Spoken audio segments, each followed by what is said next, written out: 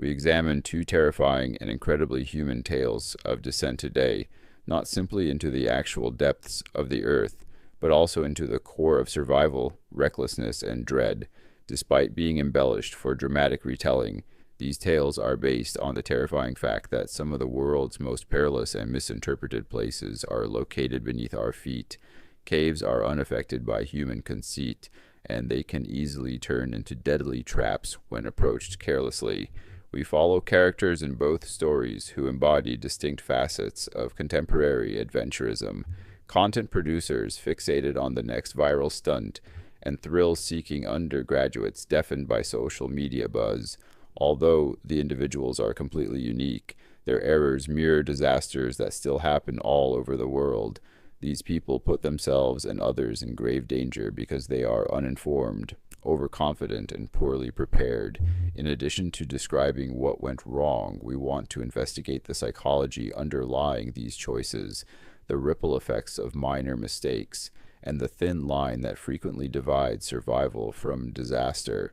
More than just amusement, this serves as a lesson about how quickly excitement can degenerate into fear if we fail to see the warning signs. As usual, viewers are cautioned to use caution. The Gathering of the Black Tide, September 14th, 2011 was the date. 6 college students gathered with a mixture of adrenaline, excitement, and naive conceit in the craggy, dry outskirts of Taos, New Mexico, where the desert winds whispered secrets into the red canyons. They were getting ready for what they ostentatiously called the Black Tide Gathering, a rebellious underground electronic music gathering that was less about dancing and more about breaking the law and grabbing onto ephemeral freedom. Lena, a fearless environmental studies major who enjoyed pushing social and ecological boundaries, was the group's leader.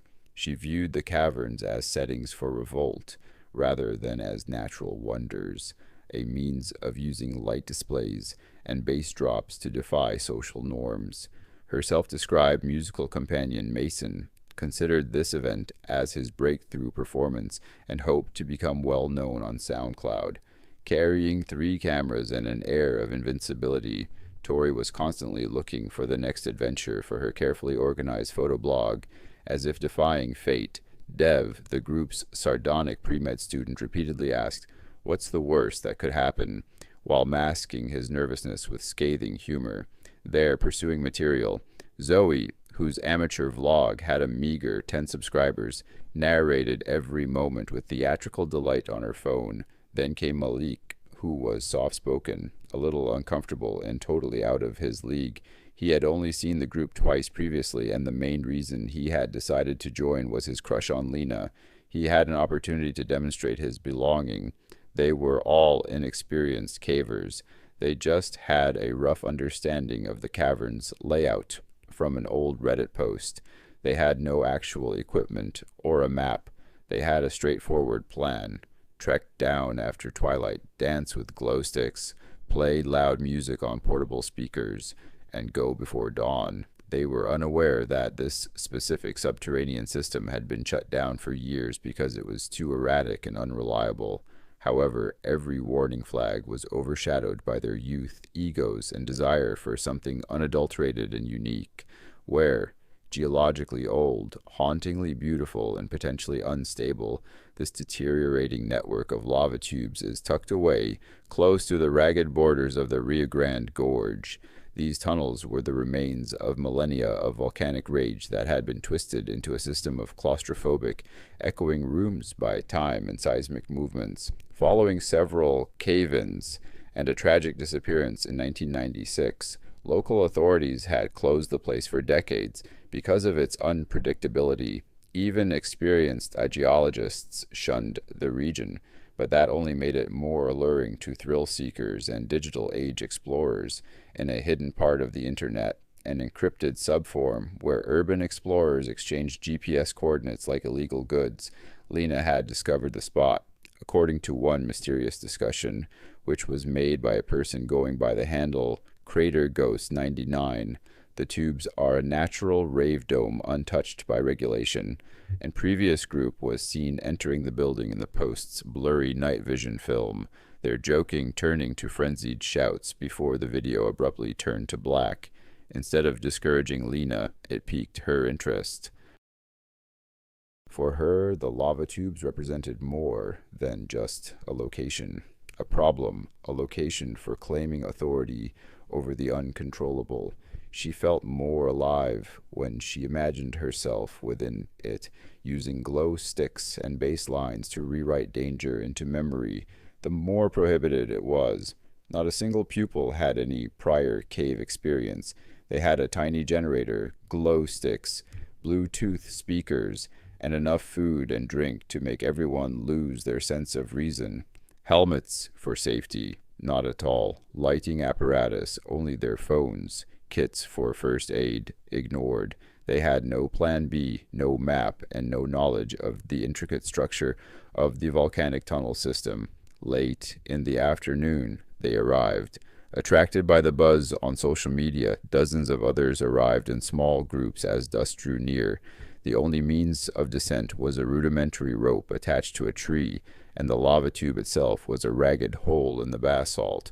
The gang followed the echoes of the music as they went deeper inside. The celebration was throbbing by dusk, with loud bass lines echoing through little passageways. On the volcanic walls, participants painted glow-in-the-dark graffiti while lights flashed in trippy patterns. Sweat, cannabis smoke, and a mounting feeling of claustrophobia filled the air. Ever the leader, Lena made the decision to take a small group of followers farther into the tube's uncharted territory in pursuit of a purported cathedral chamber. With their phones at 30% battery life, Mason, Zoe, and Malik trailed behind her. Tori and Dev remained. After 30 minutes, the group discovered a slick drop and made a clumsy, ropeless descent. The air grew increasingly oxygen-thin as they descended farther.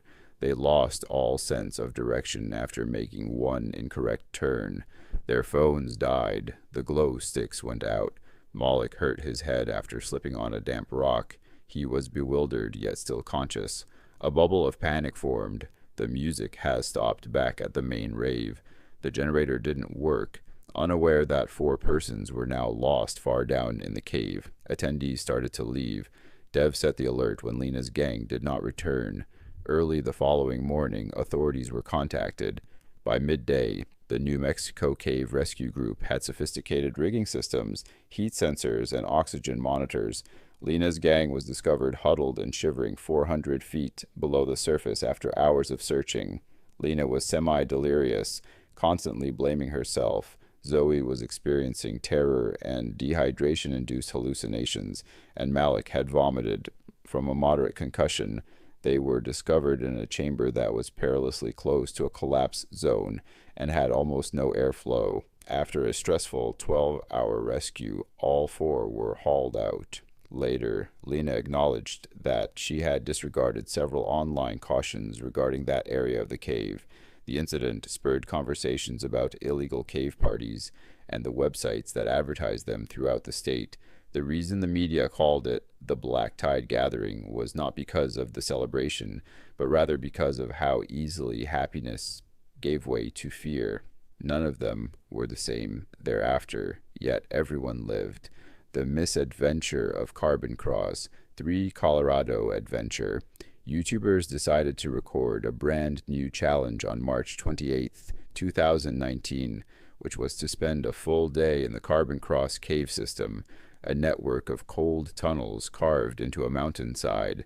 Recently, their channel, Thrill Nexus, became well known for its daring outdoor activities. The channel host, Damon, was well known for his flamboyant attire and bold demeanor. Bryce, the comedic relief and drone operator, and Nadia, the planner and behind-the-scenes IT genius, were among his teammates. Damon had spent hours watching online videos, but none had any official caving training. DSLRs, action cameras, headlights, rope, and a drone for aerial photography were all part of their outstanding kit. However, upon closer examination, significant defects were found. Although their rope was climbing grade, it was not tied properly. They had little access to food. They also had no means of communicating in an emergency. They filmed spectacular opening shots as they entered Carbon Cross by late afternoon. The cave was both gorgeous and dangerous. Movement was dangerous due to the icy ledges, high walls, and sharp stalactites. Bryce placed a dubious anchor, and the group used it to descend a 40-foot chimney. The anchor dropped a little halfway down. Damon just managed to catch himself. They dismissed it with a laugh. After several hours, the icy interior caused their breath to become hazy. Their gloves were soaked through as the temperature in the cave plummeted to 4 degrees Celsius, 39 degrees Fahrenheit. They entered a room known as the Lung because of its strange echo effects through one of the tunnels. It was breathtaking and utterly confusing. At the last waypoint, Bryce discovered he had abandoned a bag with water and extra batteries. Their lights went out. The chill seeped in. Nadia hurt her wrist after slipping while attempting to climb a ledge. Filming ceased. The fun ceased. They attempted to go back, but tunnels all had the same appearance. Later, Damon acknowledged he had been speculating on the majority of the journey. They circled for about 2 hours at one point. Nobody noticed when night fell outside, but they sensed it within the cave. These days, their lights hardly flickered. The quiet grew unbearable. Even worse, Damon had neglected to designate exits because of his theatrics. Bryce's confidence gave way to frantic muttering as he started to panic. Now, frozen and in pain, Nadia sat down and remained motionless. A faint whistle they had heard earlier. A ranger volunteer who had entered the cave to look into it after noticing their van parked suspiciously near a protected wildlife area was their final hope. Although his equipment was simple, he was familiar with the system. Damon followed his whistle back by flashing an SOS in Morse code using the final 3% of a phone battery. The ranger noticed. With his little supplies, he rehydrated them as he led them slowly back. 19 hours after entering, they all came out with minor hypothermia and confusion. Following the incident, a raw video called "We Almost Died, the Carbon Cross Nightmare" was uploaded to their channel. It spread like wildfire. Professional cavers criticized their carelessness, while others applauded their candor in recounting the experience. They faced both sympathy and criticism.